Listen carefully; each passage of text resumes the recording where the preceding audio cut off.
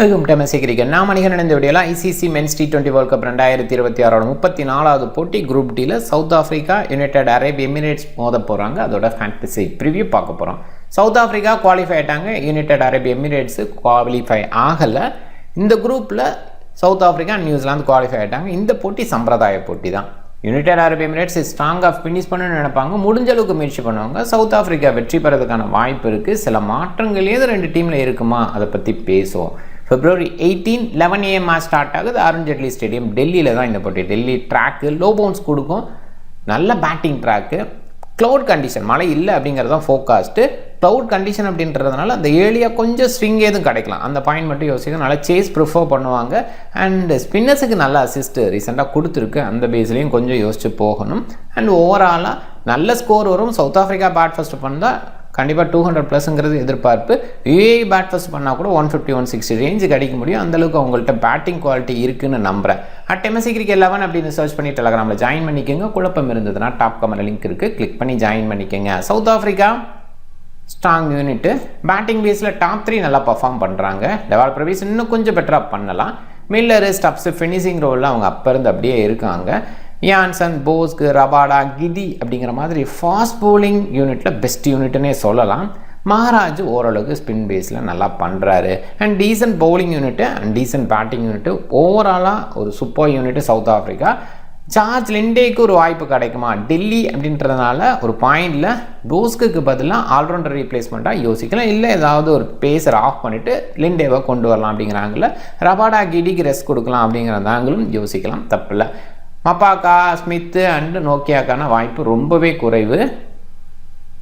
UAE எங்கே top 4 பேட்ஸ்மென்ஸு beginnings players, ஆனால் இவங்கள்ட்ட கன்சிஸ்டன்ட் இருக்கானா அது கொஞ்சம் ப்ராப்ளம் தான். சொஹைப் கான் கடந்த 2 போட்டியில் சூப்பராக பண்ணிகிட்டு இருக்கேன், அது கொஞ்சம் பாசிட்டிவ்.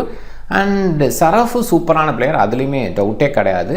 வசீம் இந்த டீமோட பெஸ்ட் பேட்டர்னு சொல்லணும். அண்டு ஆரியன் சர்மா ரீசெண்டாக நல்லா பண்ணிகிட்ருக்கார். இந்த 4 பேரில் 2 பேர் நல்ல ஸ்கோர் பண்ணாவே இந்த டீமுக்கு ஓரளவுக்கு பாசிட்டிவான ஸ்கோரை எடுத்துகிட்டு போக முடியும். அண்ட் இந்த மாதிரி லோ பவுன்ஸில் இவங்களாம் நல்லா பண்ணுவாங்க அப்படின்றது இருக்குது. அண்ட் இதுக்கப்புறம்னு பார்க்கும்போது அந்தளவுக்கு கிரேட்டாக பேட்டிங் டிஸ்பிளே ஷோ பண்ணல. அர்ஃபான் ஓரளவுக்கு பண்ணுவார் அப்படின்னா கூட அந்த கன்சிஸ்டன்ட் பேஸில் பெருசாலாம் யோசிக்க முடியாது. அண்ட் ரீசெண்டாகவும் அவ்வளோ பெஸ்ட்டாக பண்ணலை. பவுலிங் பேஸில் சித்திக் நல்லா பண்ணுறாரு, ஹெய்தர் அலி எக்ஸ்பீரியன்ஸ் இருக்குது. அர்ஃபான் ஓரளவுக்கு டீசெண்டான பவுலிங் கொடுக்க முடியும். அண்ட் சப்போர்ட்டுக்கு யோசிக்கும் போது வஷீமெல்லாம் முன்னாடி பவுல் பண்ணார், இப்போ அந்த மாதிரி விஷயம் இல்லாதனால அதையுமே யோசிக்கிற மாதிரி இருக்குது. சிம்ரன்ஜீத், ஃபரூக் இவங்களுக்கான வாய்ப்பு தொடர்ந்து இருக்குமா அப்படிங்கிறது கேள்வி.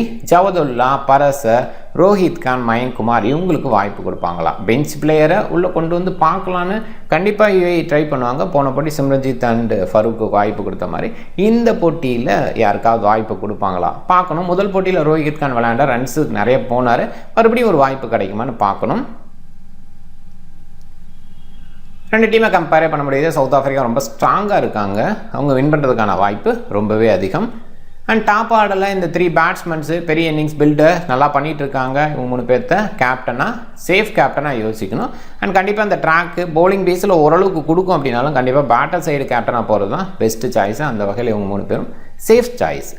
அண்டு ஃபர்ஸ்ட் பேட் பண்ணுற மாதிரி இருந்தால் பாசிபிளாக யான்சனுக்கும் கொஞ்சம் பேட்டிங் கிடைக்கலாம். அதனால் ரிஸ்கி சாய்ஸ் அப்படிங்கிற மாதிரி இடத்துல டெஃபனட்டாக வந்துட்டு மார்க் யான்சன் அண்டு கார்பின் போஸ்க்கு, ரபாடா, கிடி இவங்கள மாதிரி இடத்துல இருக்கவங்கள கொஞ்சம் ரிஸ்கி சாய்ஸு கேப்டனாக செலக்ட் பண்ணலாம். ரிஸ்கி பிளேயர் ரேஞ்சுக்கு யோசிக்கும் போது இந்த சைடு யோசிக்கிறப்ப ஆப்வியஸாக ஹைதர் அலி மாதிரி பிளேயர்ஸை கொஞ்சம் ட்ரை பண்ணலாம், ஒரு point. So risky player. Arfan நிறைய பிக்கில் இருக்கார், இருந்தாலும் பார்க்கலாம். அண்ட் இந்த சைடு டாப்பில் கண்டிப்பாக வந்து சொஹைப் கான் நல்லா பண்ணிகிட்ருக்காரு. ஓரளவுக்கு பிக் பேஸில் ஹை ஆயிடுச்சு. சேஞ்சஸ் இருக்கிற மாதிரி இருந்தால் இந்த சைடில் இருக்கிற ஸ்பின் பவுலர் ஆங்கிளில் யாராவது இருக்காங்க. இங்கே வந்து இப்போயுமே ரிஸ்கி பிளேயரில் சிம்ரன்ஜீத்தை கொஞ்சம் யோசிக்கணும் தான். வேறு ஏதாவது மாற்றம் இருக்குது அப்படின்ற அந்த மாதிரி இடத்துல ஸ்பின் பேஸில் இருக்கிற பிளேயர்ஸை ரிஸ்கி பிளேயராக பிக் பண்ணுங்கள். யுஏஇயில் ஃபஸ்ட் பவுல் பண்ணுற மாதிரி இருந்தால். இல்லைன்னா இங்கே இருக்கிற டாப் 3 4 பேட்ஸ்மென்ஸில் 2 பேட்ஸ்மேன் 3 பேட்ஸ்மேன் அப்படிங்கிற மாதிரி மிக்ஸ் பண்ணி நீங்கள் கிராண்ட் லீக்கு ட்ரை பண்ணலாம்.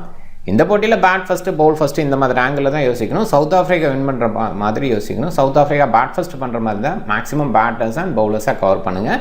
அண்ட் 1-2 பிளேயர் மிக்ஸ் பண்ணுங்கள். பாசிபிளாக பிரேவிஸை மிஸ் பண்ணிவிட்டு மில்லரை மிஸ் பண்ணிவிட்டு கொஞ்சம் ட்ரை பண்ணலாம். இல்லை ஸ்டப்ஸு மில்லரை மிஸ் பண்ணிவிட்டு ட்ரை பண்ணலாம். இப்படி கொஞ்சம் யோசிக்கலாம்.